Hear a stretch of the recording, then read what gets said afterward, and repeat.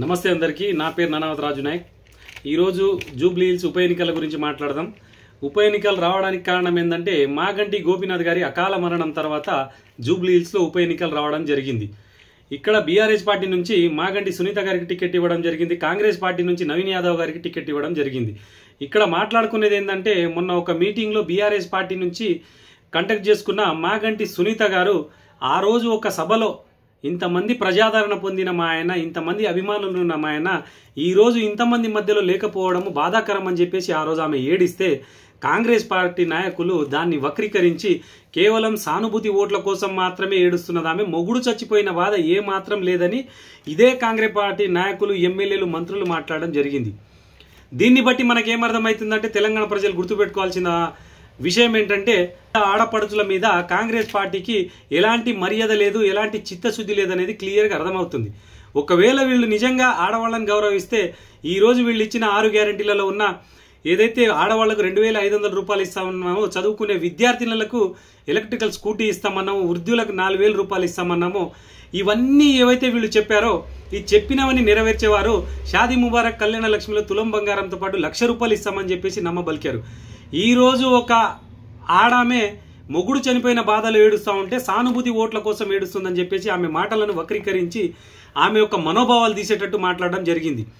కాబట్టి నేను చెప్పేది ఏంటంటే వీళ్ళు శ్రీతక్క గారు వచ్చి మాట్లాడుతూ ఉన్నారు, కోమటిరెడ్డి రాజగోపాల్ రెడ్డి గారు వచ్చి మాట్లాడుతూ ఉన్నారు, మాట్లాడే ప్రతి ఒక్కరు కూడా ఏం చెప్తున్నారు, మా గెలుపు ఆల్రెడీ ఖాయం, మేము ఆల్రెడీ గెలిచేసినాం, కేవలం మెజారిటీ మాత్రమే బాకీ ఉంది అంటున్నారు। నేను చెప్పేది ఏంటంటే మీరు ఆల్రెడీ గెలిచేసినామని ప్రతి ఒక్కరు మీరు మాట్లాడుతూ ఉంటే జూబ్లీ హిల్స్లో ఎలక్షన్ కమిషన్ ఎందుకు? ఎలక్షన్ కమిషన్ జూబ్లీ హిల్స్లో ఎలక్షన్ నిర్వహించాల్సిన అవసరం ఏముంది? జూబ్లీ హిల్స్ ప్రజలు ఓటేయాల్సిన అవసరం ఏముంది? మీరు ఆల్రెడీ గెలిచేసినామని చెప్తున్నారు కదా। ఒక మాట గుర్తుపెట్టుకోండి, మీరు ఎందుకు గెలిచేసినామని అంటున్నారంటే నవీన్ యాదవ్ గారి తండ్రి గారైన చిన్న శ్రీశైలం గారు ఒక సభలో మాట్లాడుతూ ఆయన ఏమన్నాడంటే ఆయన 15 సంవత్సరాల వయసులో ఉన్నప్పుడు దొంగ ఓట్లేసి ఆయన ఎమ్మెల్యేని గెలిపించడం జరిగిందని చెప్తున్నారు। అంటే మీరు అదే స్ట్రాటజీని ఇప్పుడు అప్లై చేద్దామని అనుకుంటున్నారా? దొంగ ఓట్లేసి జూబ్లీ హిల్స్లో మీరు గెలుస్తాము, ఎట్లయినా మనం గెలిచేస్తామని కాన్ఫిడెన్స్ తోటి మీరు బయట మాట్లాడుతూ ఉన్నారా? ఈరోజు నవీన్ యాదవ్ గారు మంచివారు, నవీన్ యాదవ్ గారు ఈ పనులు చేసినని ఎవరు మాట్లాడుతూ ఉన్నారు? కేవలం దౌర్జన్యము, దోపిడీలు చేసేవాళ్ళు, రౌడీ షీటర్ లాంటి వాళ్ళు, మందిని భయపెట్టే వాళ్ళు వచ్చి మాత్రమే రోడ్ల మీద నవీన్ యాదవ్ గారు మంచివారని అంటున్నారు। సామాన్య ప్రజలు, ఏ కిరాణా షాప్ నడుపుకునే వాళ్ళు, ఏ ఆటో కార్మికులు ఎక్కడైనా నవీన్ యాదవ్ మంచివారని చెప్పిరా? ఎక్కడ చెప్పట్లేదు। ఒకవేళ ఆయనకు వ్యతిరేకంగా మాట్లాడితే కూడా మీడియాలలో గుర్తుపట్టేసి ఇమ్మీడియట్లీ ఆ వీడియో తీస్తారా లేక మిమ్మల్ని కొట్టాలా అని చెప్పేసి భయపెడుతున్నారు జూబ్లీ హిల్స్ ప్రజలని। రాజగోపాల్ రెడ్డి గారు మాట్లాడతాం, మేము ఆల్రెడీ గెలిచేసినాం, చెప్పిందే ఇచ్చినాము, ఇచ్చిందే చెప్పినాం అంటావు। రాజగోపాల్ రెడ్డి గారు ఒకటి గుర్తుపెట్టుకోండి, ఏ కేటీఆర్ 4000 రూపాయలు పెన్షన్ ఇస్తున్నాం, ఏ కేటీఆర్ ఫ్రీ సిలిండర్ ఇస్తున్నాము, ఏ కేటీఆర్ తులం బంగారంతో పాటు 1,00,000 రూపాయలు ఇస్తున్నామని చెప్పేసి గొంతు చీచుకొని ఆ రోజు మీరు స్టేజ్ మీద మాట్లాడారు కదా। మీరే ఊరూరా గ్రామ పంచాయతీలలో, జిల్లా స్థాయిలలో తిరిగి గోడల కంటించిన 6 గ్యారెంటీల పేపర్లు ఇప్పటికీ అట్లాగే గోడల మీద ఉన్నాయి, వాటి మీద ఉమ్ముస్తున్నారు, పెండగొడుతున్నారు। అవి ఎక్కడ పోయినాయి 6 గ్యారెంటీలు? ఎక్కడ చెప్పింది మీరు అమలు చేసిరు? సీతక్క గారు ఒక మంత్రి గారు ఉండి ఏం మాట్లాడుతూ ఉన్నారు? మొన్న ప్రజాసేవ చేసుకోవాలని చెప్పేసి హెచ్వైసీ సంఘం ఫౌండర్ ఎవరైతే ఉన్నారో సల్మాన్ ఖాన్ గారు బీఆర్ఎస్ పార్టీలో జాయిన్ అవ్వడం జరిగింది। ఆయన గురించి మీ అనుచిత వ్యాఖ్యలు చేస్తూ ఉన్నారు, ఫోక్సో కేసు ఉన్న వాళ్ళని మీరు జాయిన్ చేసుకున్నారు, రౌడీ షీటర్లను జాయిన్ చేసుకున్నారని మాట్లాడుతూ ఉన్నారు। ఒకవేళ హెచ్వైసీ ఫౌండర్ సల్మాన్ ఖాన్ గారు బీఆర్ఎస్ పార్టీలో జాయిన్ అవ్వడము, ఆయన ఏదైనా కేసులు పెట్టుకొని జాయిన్ అవ్వడం తప్పైతే సీతక్క గారు గుర్తుపెట్టుకోండి, ఈ తెలంగాణ రాష్ట్రాన్ని పరిపాలిస్తున్న రేవంత్ రెడ్డి గారి మీద కూడా 182 కేసులు ఉన్నాయనే విషయాన్ని కాంగ్రెస్ పార్టీ వాళ్ళు మర్చిపోవద్దు, మంత్రులు మర్చిపోవద్దు। అలా మాట్లాడితే ఆయన బీఆర్ఎస్ పార్టీలో జాయిన్ అవ్వడమే తప్పైతే తెలంగాణ రాష్ట్రాన్ని పరిపాలించే అర్హత రేవంత్ రెడ్డి గారికి లేదని తెలంగాణ ప్రజలు మాట్లాడతారు।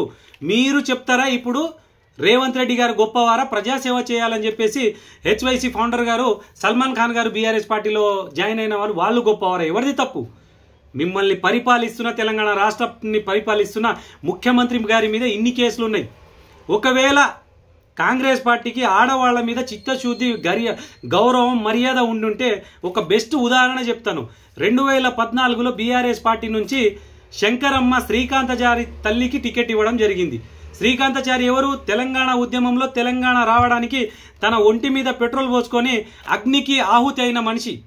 ఈరోజు ఒక తల్లి తన కొడుకుని తెలంగాణ రాష్ట్రం కోసం బలిదానానికి ఇచ్చింది. అలాంటి తల్లికి బీఆర్ఎస్ పార్టీ వాళ్ళు గౌరవించి హుజూర్ నగర్ నుంచి ఆమెకు టికెట్ కేటాయిస్తే వీళ్ళు మానవీయ కోణంలో ఆలోచన చేయకుండా ఒక తెలంగాణ యోధుడు, తెలంగాణ పోరాట యోధుడు యొక్క తల్లి పోటీ చేస్తూ ఉన్నది. మనం యునానిమస్గా చేసి తెలంగాణ ప్రజల యొక్క ఆత్మ గౌరవాన్ని కాపాడుకుందాం, ఆమెకు మర్యాద ఇద్దామని చెప్పి కాంగ్రెస్ పార్టీ కానీ ఉత్తమ్ కుమార్ రెడ్డి గారు కానీ ఆ రోజు ఆలోచన చేయకుండా ఉత్తమ్ కుమార్ రెడ్డి గారే శ్రీకాంతాచారి గారి తల్లి శంకరమ్మ గారి మీద పోటీ చేసి గెలవడానికి ఆమె క్యారెక్టర్ మీద మాట్లాడడం జరిగింది. ఆమెని సభలలో తిట్టడం జరిగింది. ఆమెని దూషించి ఆ రోజు ఉత్తమ్ కుమార్ రెడ్డి గారు గెలవడం జరిగింది. ఇక్కడ ఓడిపోయింది ఎవర్రా? అయితే ఎవరు ఓడిపోయారంటే కేవలం తెలంగాణ ప్రజలు, హుజూర్ నగర్ ప్రజలు ఓడిపోయారు. హుజూర్ నగర్ ప్రజలలో మానవత్వం లేదని చెప్పేసి ఆ రోజు తెలంగాణ ప్రజలకు అర్థమైంది. ఇది మీ కాంగ్రెస్ పార్టీ వాళ్ళకి ఇక్కడ ఆడవాళ్ళ మీద ఉన్న చిత్తశుద్ధి. ఫస్ట్ మీరు మార్చుకోండి, మీరు మార్చుకొని ప్రజల గురించి మాట్లాడండి.